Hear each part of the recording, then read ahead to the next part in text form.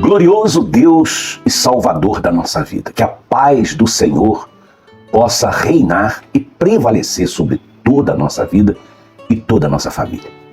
Entenda bem uma coisa, esta live, ela tem sido edificadora, não por minha habilidade, não porque eu tenho entendimento ou sabedoria, mas é pelo que o Senhor Jesus, pelo que a palavra de Deus, pelo que o Espírito de Deus tem nos proporcionado uma oportunidade da gente poder entender a vontade, a boa, perfeita e agradável vontade de Deus para a nossa vida.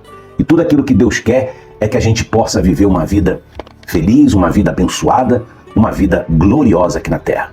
Então entenda bem o que o Espírito Santo ele tem a dizer para você. Entenda direitinho o que o Espírito Santo tem a nos falar através dessa mensagem. Compreenda uma coisa, compreenda e entenda isso. Raciocine.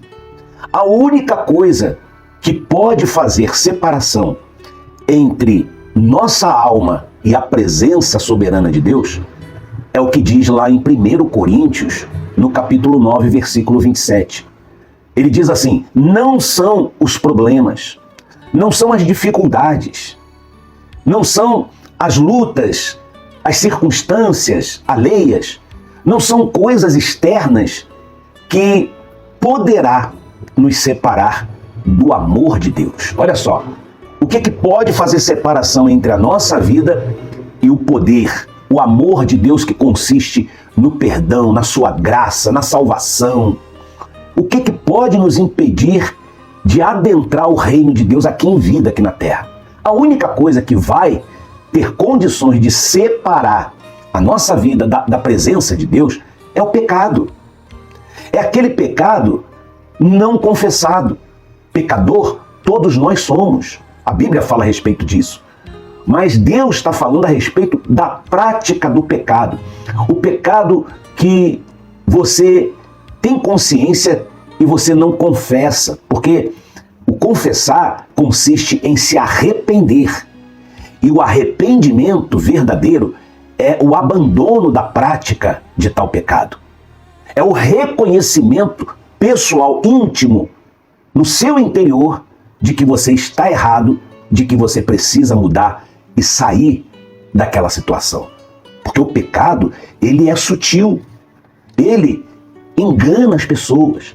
Ele faz a pessoa conviver, aceitar estar naquela situação, achando que tudo isso não vai afetar a vida dela com Deus. Não vai afetar. Aí vem aquela história, Deus entende. Deus é misericordioso. Sim, Deus é misericordioso. Porém, a desobediência, ela gera uma falta, a escassez de temor a Deus. E o temor a Deus é o princípio de toda sabedoria. Então, isso faz você que está no pecado, faz você conviver com esse pecado de uma forma suave, natural.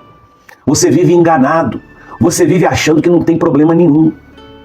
Você vê a exemplo da Bíblia, lá quando ele fala a respeito de Sansão, porque Sansão, ele por causa do pecado, por causa do engano, Sansão ficou cego.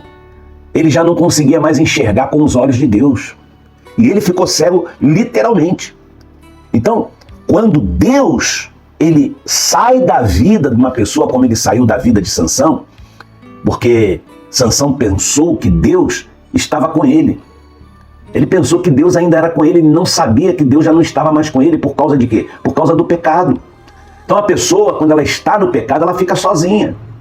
Você pode conferir isso lá em Juízes, capítulo 16. Leia direitinho, se eu não me engano, no versículo 20. Observe bem, quando Dalila chamou Sansão e disse: olha, Sansão, os filisteus estão voltando. E Sansão, despertando ali de um sono profundo, porque é assim que muita gente está dentro das igrejas, num sono profundo. Ela não tem se dado conta que não é o frequentar, que não é a participar da ceia, que não é dar dízimo, que vai livrá-la do pecado. Não, é a consciência. É você entender que você precisa abandonar o pecado. E às vezes você está num sono profundo, como estava Sansão. E ali Sansão despertou-se e achando que poderia, mais uma vez, se livrar do ataque dos inimigos. Porque Sansão não sabia, ele não se dava conta de que o Espírito do Senhor já não estava mais com ele. Deus já havia se retirado por causa de quê? Por causa do pecado. A prática do pecado, ela consiste, pode ter certeza disso, ela consiste em deixar a pessoa sozinha. Ela não tem mais a garantia de Deus. Ela não tem mais o livramento do Senhor. Ela está à mercê desse mundo. E ao mesmo tempo, essa pessoa, sem perceber, vai se aproximando do diabo. E ela dá total acesso à atuação do mal. É tudo aquilo que o diabo quer. Ele quer fazer você. Hoje o diabo não fica te acusando com pecado. Hoje ele vive te enganando, fazendo você achar que tudo está bem, que está melhorando, que Deus não está se importando com isso. É natural, hoje em dia é normal isso. Então a pessoa começa, por conta disso, a abandonar a sua fé. Ela tapa os ouvidos e ela já não consegue mais ouvir a voz e a palavra de Deus. E ela começa sendo seduzida, sendo enganada pelo próprio mundo. Ela fica atraída por todas as seduções desse mundo. E pior, ela não percebe que ela está sozinha, que Deus já não está mais ali e não pode livrá-la, principalmente do ataque dos inimigos. Então, sutilmente, é algo sutil, imperceptível. Sutilmente, ela começa a dizer, não tem nada a ver, nada a ver. O diabo, ele vai cada dia ganhando território, ganhando terreno e ocupando a vida da pessoa, dominando a vida da pessoa. E é conforme diz a palavra de Deus, o estado daquela pessoa se torna pior do que antes. Porque quando o diabo toma posse, ele torna a vida da pessoa pelo fato de não haver mais a presença de Deus. E por que não há a presença de Deus? Por conta do pecado. Por conta do pecado. Pecado consciente. Então o estado dela se torna pior. De uma hora para outra, da noite para o dia, ela vai se perceber, ela vai estar percebida de que a vida dela está destruída. E é aonde vem o desespero, os suicídios, é aonde vem a catástrofe, é aonde desmorona tudo.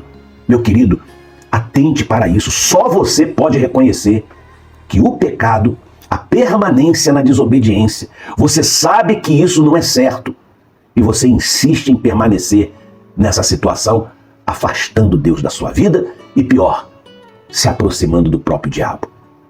Pense nisso, raciocine, que Deus te dê força, Deus possa despertar você desse sono e você perceber a tempo que sem Deus nós não podemos fazer nada. Forte abraço, que Deus te abençoe e que Deus possa te livrar de tudo isso.